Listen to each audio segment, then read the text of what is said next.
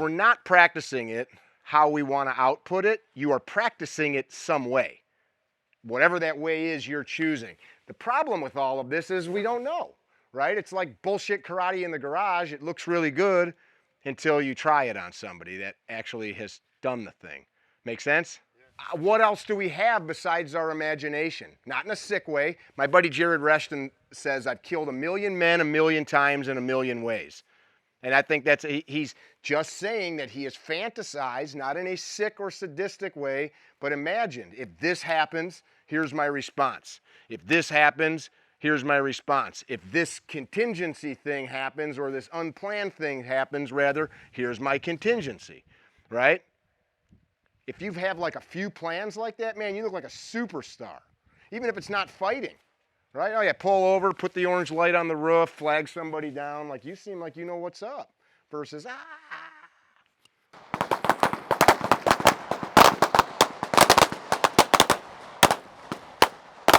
What would we say? Maybe 7/8 of an inch, maybe 3/4 of an inch, somewhere in there. What's the diameter of a 9mm bullet? In standard 0.357 inches, right?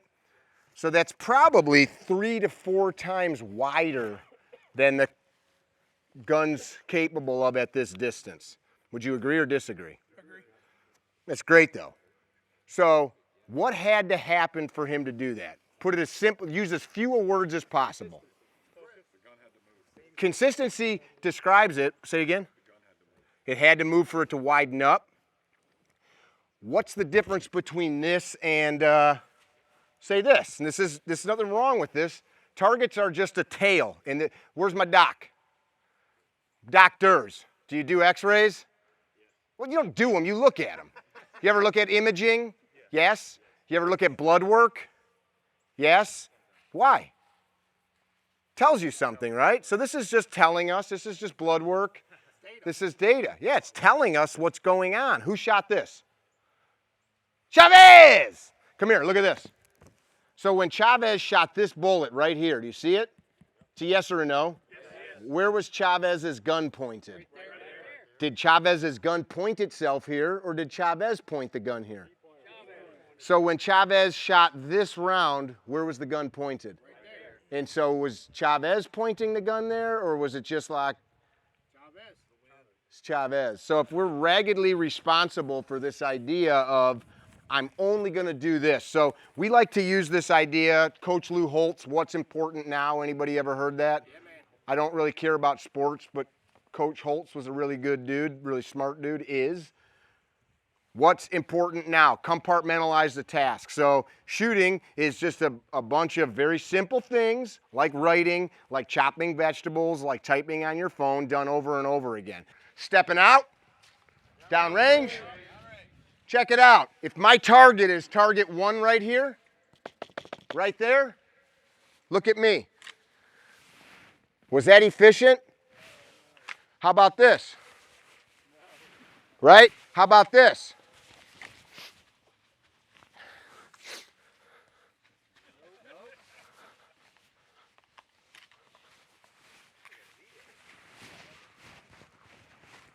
Right? What are we doing? So less is more, right? That's what Jesse's been telling his girlfriend for years. Less is more, trust me. It's going to catch on. It's going to catch on. Shortest distance between 2 points, right? So if we really look at the draw stroke, it's like this. It comes up and then just comes right to the target, right? Yes? Yeah. Clears the holster. Straight up to the target. Unless there's something we can't point the gun at, right? I got to step around it, but that's not the case. So don't make up shit that doesn't be. Let's watch the draw stroke. Draw. And recover. Who's ever heard the phrase, how you do anything is how you do everything? Now, when we dry fire, if we are not doing it with the mental intention of this is just like the real thing, you're completely wasting your time because you're just getting good at whatever it is you're doing. So if the shit that I'm doing, what are we training for?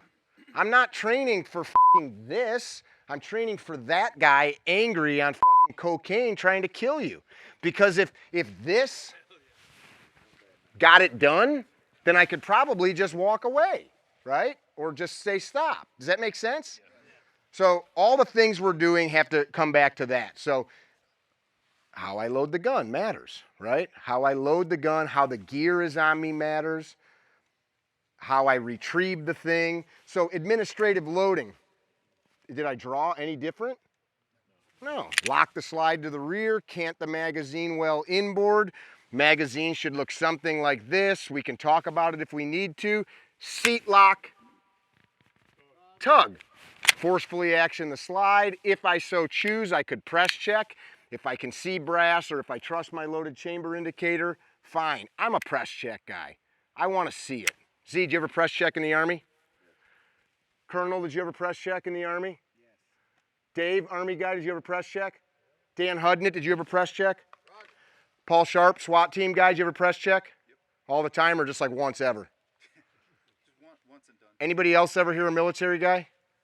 You're a Marine or something? Did you ever press check? I did. Do you press check at your job? I do. What did you do? Navy. Did you ever press check? All the time. Anybody else? So anybody that tells you that that's stupid or like just look at the loaded chamber indicator.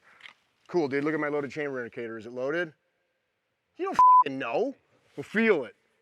I handle guns more than most anybody. I can't tell. So that don't lie. If I open the action, close the action. If I've got a safety or a decocker, that happens now. Trigger guard's clear, holster's clear. Unloading. Remove the feed or the source of ammunition. Store it on my body. This is stupid. Why would I do that? I have pockets everywhere, right? Yes, no? So remove the feed, store it on my body, cycle, lock the slide or bolt to the rear. I saw where that went. If I wanted to, I can go like that. I don't like the catchy thing. It's a fucking gun, man. It's 20 cents. What's more important? Visually, if needed, physically, do I need to shove my finger into the dirty hole? No, I can see it's empty. I see the round. Chamber, breech or bolt face, mag well or mag tube, right? Or wherever the feed is coming from. Inspect where the mag or feed was coming from, the breech or the bolt face, and the chamber. Look away, do it again. Recover to the holster. That's easy. Just so we're on the same page. We can't be lax. There's going to be so much going on. Kasha, was there a lot going on the last time you were here? Was it a little bit much the first time? Yes. And you're a very composed person. Look at her, she's stoic. So in the real world, you wouldn't do that though, would you? You just point your gun into the crowd or into the Walmart or into the church? So if I don't develop the habit of scanning the area I'm about to put a muzzle, why would I do it later, right? Own the space that you're putting a gun into, or walking into, or driving into. If you're not constantly practicing that, why would you do it later? Make sense? Present your pistol. So administrative load, lock the slide to the rear. Do you have to do that? No. Why would you?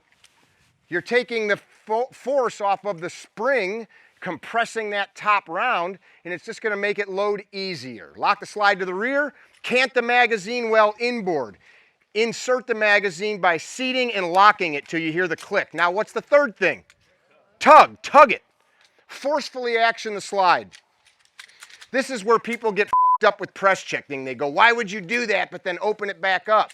By forcefully actioning it, I'm allowing it to strip that round off of the magazine, especially like this little SIG 365 mags or mags like that. It gets really hard. If you press check, if you hold it up by your pec on whatever your dominant side is, you can just look straight down, and if it's close to your pec, it won't be too far away where now you jack the round onto the ground. Tap it into battery, recover to the holster. Make sense? Okay, here's what's going to happen.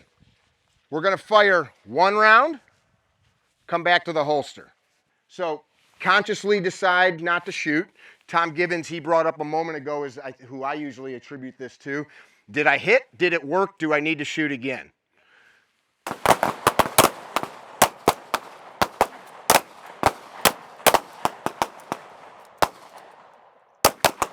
This is why we don't go race on the highway at 100 miles an hour. We go to a track and we learn how to do it where there's walls and roll cages and helmets and all that stuff.